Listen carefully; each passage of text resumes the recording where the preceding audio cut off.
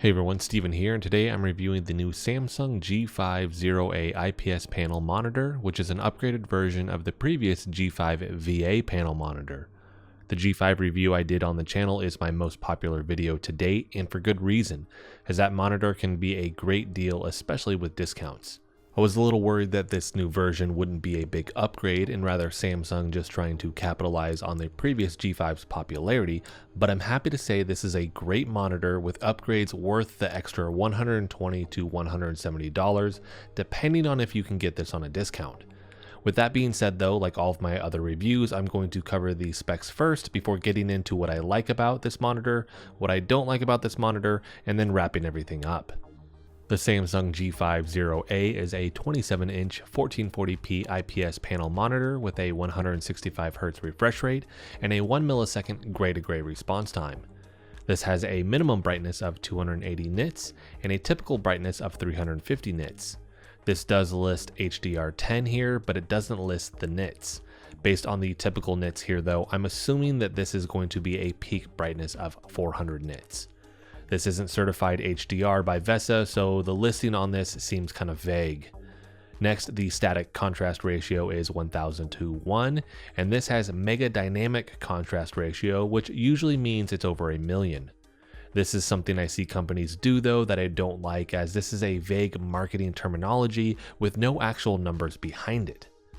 This covers 99% of the sRGB color space and is certified G-Sync compatible.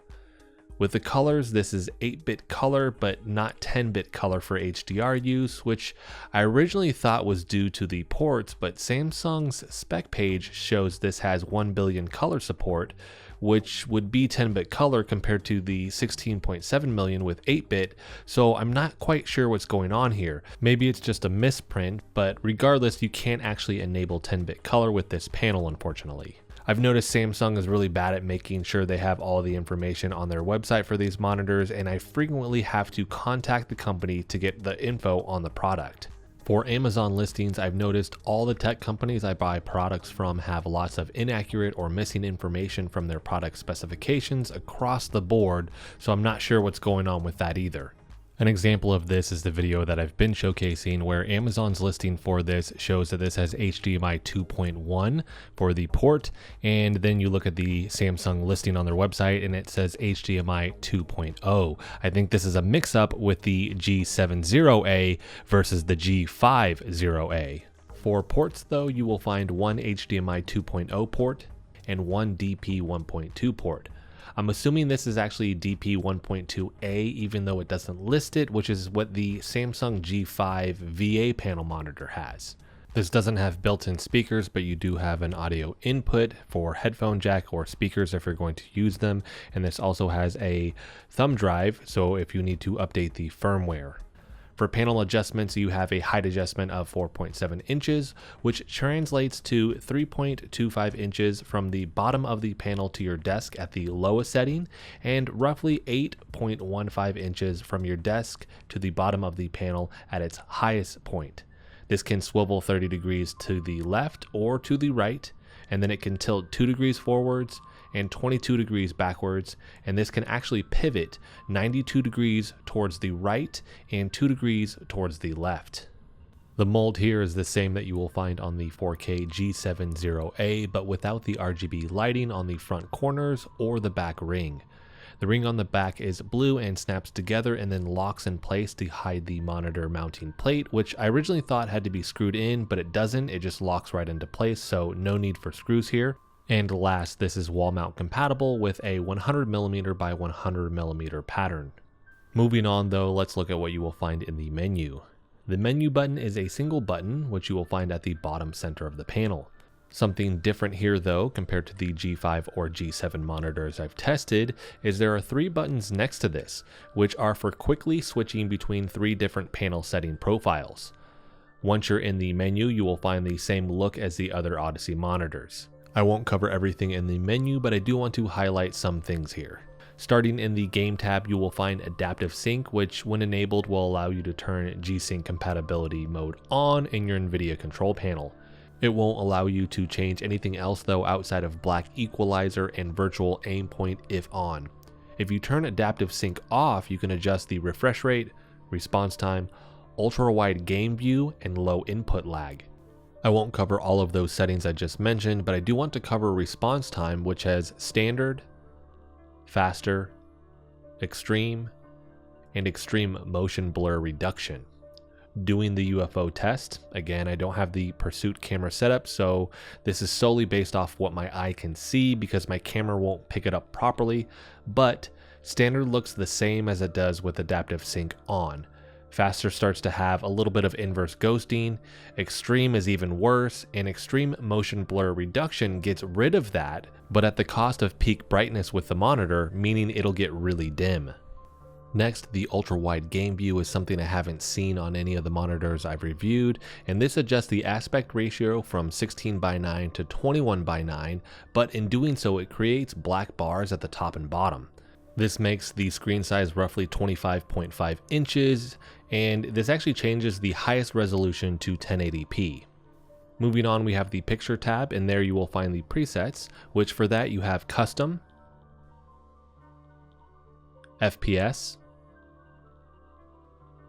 RTS, RPG, AOS, sRGB, cinema, and dynamic contrast.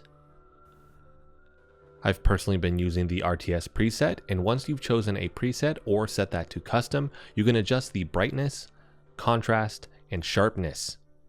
Next, there's a color tab here where you will find color tone, which has normal, warm 1, warm 2, custom, cool 1, and cool 2. Each of these affects the levels of the red, green, and blue colors, but not the gamma and saturation. For gamma, there is mode 1, mode 2, and mode 3. The last tab I want to cover is the system tab, and the only thing I want to cover there is this is actually where you can change this from DisplayPort 1.2 to 1.1 if you want to, but I'm not quite sure why you would want to do that unless maybe you have a PC that has a really old GPU. So maybe it has an output with the DP port that is a 1.1, and if you connect it with a DP 1.2 cable, maybe there's an issue. I'm not quite sure, but it does give you that option, so I wanted everybody to know. So now that I've covered all of these specs, let's talk about what I like about this monitor, and to start, this thing looks amazing. The colors are vibrant, which is such a big contrast compared to the VA panel G5, which had decent colors, but definitely not this good. The monitor looks great out of the box, and for most people it won't need a lot of adjustments to get it where you want it. The presets with the previous G5 weren't great in my opinion, but this has pretty solid presets, and as I mentioned earlier, I'm actually using the RTS one. Text looks great for anyone who needs to use it for writing, and with the colors being so good, this could be a great option for content creators working in Photoshop or Premiere Pro that don't need the highest tier specs for that line of work. The 1 millisecond gray to gray response time is fast compared to the VA panels I've tested and is a visible improvement in the UFO ghosting test. I personally have been using adaptive sync with G-Sync compatibility turned on, and for the UFO ghosting test I can't notice anything with my eyes. When I play games though, I notice a little here and there, but I have to really focus on it for it to stand out for me, and this would be top of my list when compared to VA panels with a 1 millisecond motion picture response time for sure. If you're coming from a VA panel, this will be a noticeable difference for the ghosting test and translate to games, but I'm not quite sure a casual gamer would notice a huge difference, but they would notice some depending on the games they play, for instance, a first-person shooter versus a role-playing game. Now, one of the trade-offs you're going to have with this version of the G5 compared to the VA panel one is there is no option for a curved version of this monitor, let alone a 1000R curve monitor like the other G5 has. I personally like gaming on curved panels, but this being slightly smaller than what I normally game on at 27 inches and the response time being so great, I don't really mind the trade-off here. IPS panels have better viewing angles than VA panels also, although I personally don't game at an angle. That is something that could factor into this. You don't have the curve, but you have better viewing angles. Last, the amount of physical adjustments the panel can do here is really great, especially if you do need to pivot that 92 degrees. I personally always like a monitor with an adjustable stand, and this has plenty of adjustments to it, so this is a big draw for me. So to recap, this has amazing colors, a fast response time, and a great stand. Now that I've covered what I like about this monitor, let's cover what I don't like, starting with the HDR. This doesn't have 10-bit color, and there isn't an option to enable HDR in the panel, but you can enable it via Windows settings, and then it will actually show up in the picture mode and listed towards the top of the menu itself. My assumption here is this is HDR 400, meaning the peak brightness here would be 400 nits. This doesn't have any local dimming zones, so if you're looking for a monitor with really good HDR, this won't be it. In the panel settings, it does have 2 HDR settings, though this is going to be standard and then dynamic, which I'll actually showcase video of these 2 modes while playing Doom Eternal. The dynamic seems to be like dynamic brightness, where it adjusts based on what's on screen. With all of that being said, playing Doom Eternal with HDR ran just fine, but I've played on a couple of really decent HDR monitors recently, which made it more apparent here that it wasn't adding anything to my playing experience. And although the HDR was never a big draw for me when I personally go for a monitor, I just wouldn't get this if that's something that you really need. Next, the contrast and black levels on this monitor aren't the best, and that's because this is an IPS panel.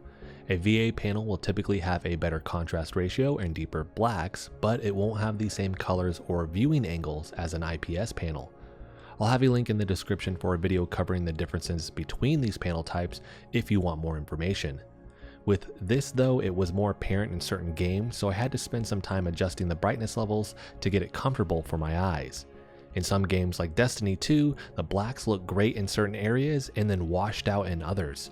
I noticed this a lot more when focusing on improving it, but once I found a comfortable brightness level and just played the game, it wasn't quite as noticeable. Next, the ports here are okay, but I do wish there was at least one other DP port. The bandwidth here shouldn't be an issue for either ports for most use cases, and this will work for an Xbox Series X or PlayStation 5 with 4K upscaling. You won't be able to do HDR at 120 Hz though, as that would be a bandwidth limitation, but outside of that, you should be able to use those consoles on this monitor if you want to. So that's going to wrap it up for the big negatives that I found with this monitor, but moving on, I want to cover some things I would say are more in a gray area, and I think I'm going to add this to my reviews as I have these for every monitor I've tested, which it may be good or bad depending on your personal needs, or just maybe something that's not an issue for you at all. The first here is that my monitor actually has a dead pixel. It can happen and it always sucks when it does, but for this I'm just going to have to get it replaced and send it back. But I did notice it about 20 minutes into playing games, and it can be hard to see, but it brought back memories of when I actually messed up my first IPS panel monitor by raising the monitor on the stand and grabbing the bottom of the monitor with my thumb. It was actually on the panel and I didn't realize it. The pressure from my thumb on the panel left a scattered thumbprint of dead pixels. I haven't had these issues with my VA panels when accidentally pressing the panel, which isn't to say it can't happen, but it just seems like IPS panels are more sensitive to pressure and susceptible to dead pixels. Of course, this could just be happenstance, but I just wanted to mention it. Next, this doesn't come with any USB ports on this, which I always like on my monitor as I need all the USB ports I can get, but this might not be something that most people need though. Next, the cable management option here is a rubber strap, which I don't think most people will mind, but personally I don't think it looks great and prefer something more substantial, like a hole to run the cables through or a more firm bracket that hides the cables better. Here though, I imagine this is because the monitor actually pivots that 92 degrees and it needs the ability to let the cables move more. Last, I do wish this actually had the RGB lighting on it for the price like the 4K G50A has. It's the same mold like I mentioned, and I actually do like this mold. I think this is a very slick looking design, but for the $500 price tag, I mean, the RGB lighting wouldn't be expensive for them to have with this, but I also know that a company is going to try to save as much money and make as much money off of their products, so this is something that was probably just like, we'll cut it so we can actually save a little bit of money on this. But I personally would have liked it for this price tag on this if it did have that. So in conclusion, this monitor is a great addition to the G5 lineup, and although it lacks the 1000R curve, it makes up for it with amazing colors and a great response time. I was far more impressed with this monitor than I thought I would be, and I hope Samsung continues to make upgrades like this for their Odyssey lineup.